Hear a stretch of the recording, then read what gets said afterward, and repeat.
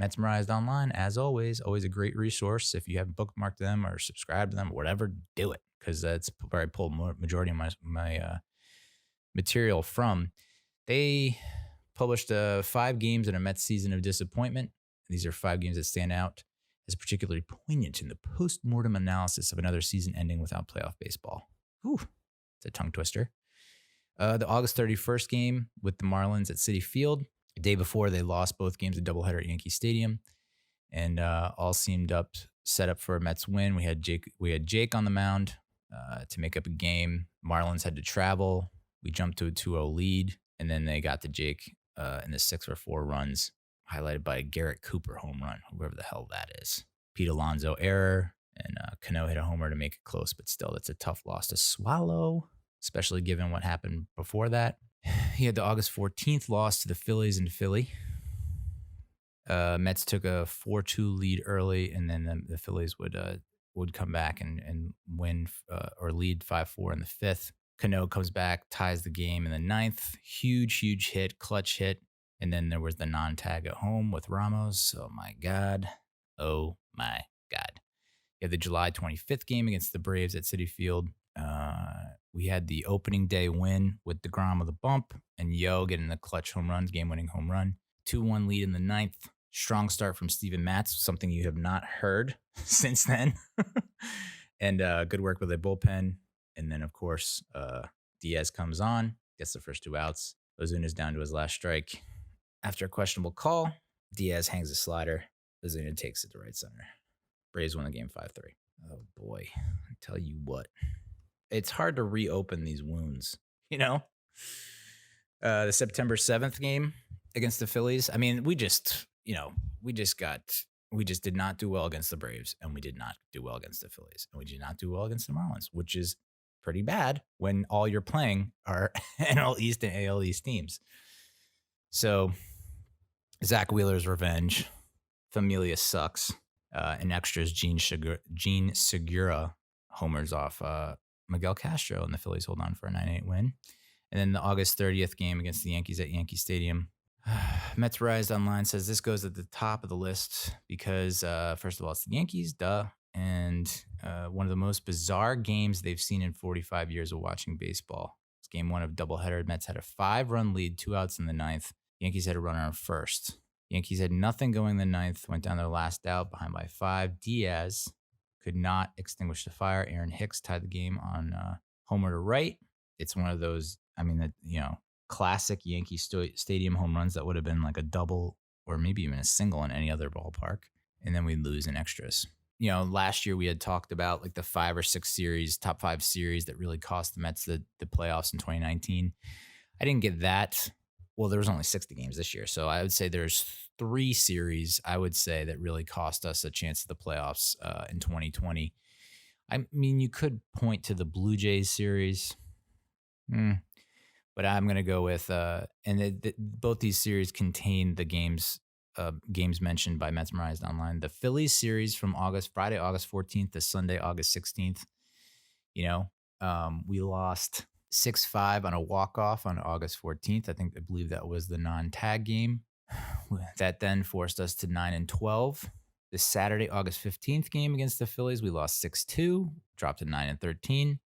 And then the Sunday, August 16th game against the Phils, we lost 6-2 as well, dropping us to 9-14. In those 3 games, we had Lugo, Matson, Porcello. And we went up against Neris, Nola, and Wheeler. We talked about so many reasons why Brodie Van Wagenen deserves a pink slip, but Zach Wheeler has to be number 1 on that list.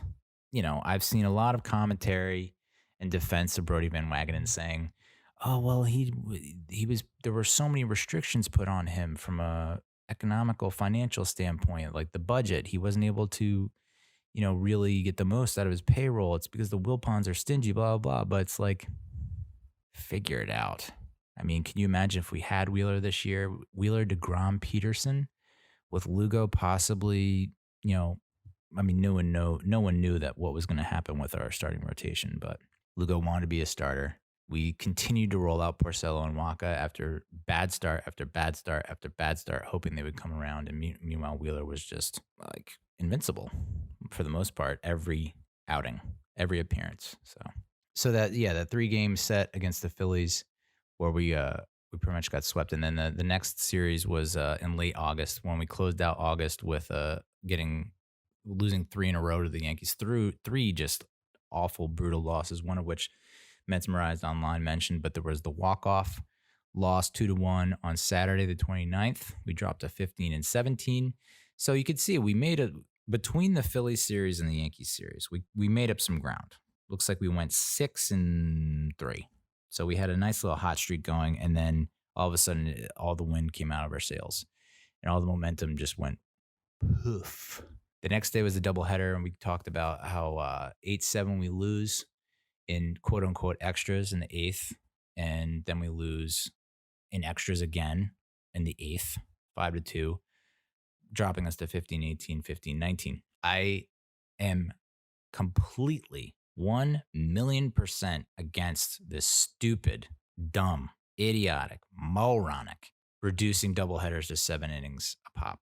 It just does not make sense. If you're going to do that, you got to move all games to 7 innings. We've seen with the Mets out of any team that the 8th and 9th innings are not a sure thing. So how you can count these 7-inning doubleheaders against someone, I just don't buy it, and I hope they don't move towards that. I don't think that's the solution. I don't think that's the answer. I mean, you want to space them out more? Okay. You want to throw like game 2s at 7, game 1s at 1? Why not? 1 o'clock game, it ends at 4. You get plenty of time to relax, get a nice treatment, get a nice rub down, ice bath, whatever you need. I just, I'm not a big fan of the 7-inning doubleheaders. The extra inning guy on second also kind of sucks, but we know how bad some extra innings can get where it's like the 17th inning and you're like, kill me. So yeah, okay. Maybe we'll stick with that. I think people are warming up to that. I was not warmed to that because the Mets lost in the first extra inning game that had that, I think it was to the Braves with the guy on second, and then, consistently losing doubleheaders with 7 innings. It's like I was very anti both those things. And then the final series, so it's 3 series really that really fucked us. So it was the final series against the Nationals. Like I said, everything fell into place. You just had to win out against the Nats team that is tough. I'm not going to deny that, but had their own issues, and we had opportunities to win and just couldn't pull it out. So that's that. Those are the games and series that really cost us. I guess like I said, you could point to the Blue Jays series as well. You can't lose 2 of 3 there, especially when they were not at 100%. I think there were multiple opportunities to win against the Rays. We weren't really necessarily blown out of the water by the Rays by any means, but they just played solid fundamental baseball. And that's how you win games. You don't make mistakes in the field. You don't make mistakes on the base paths, and you don't miss the opportunity to bring guys in when they're on base.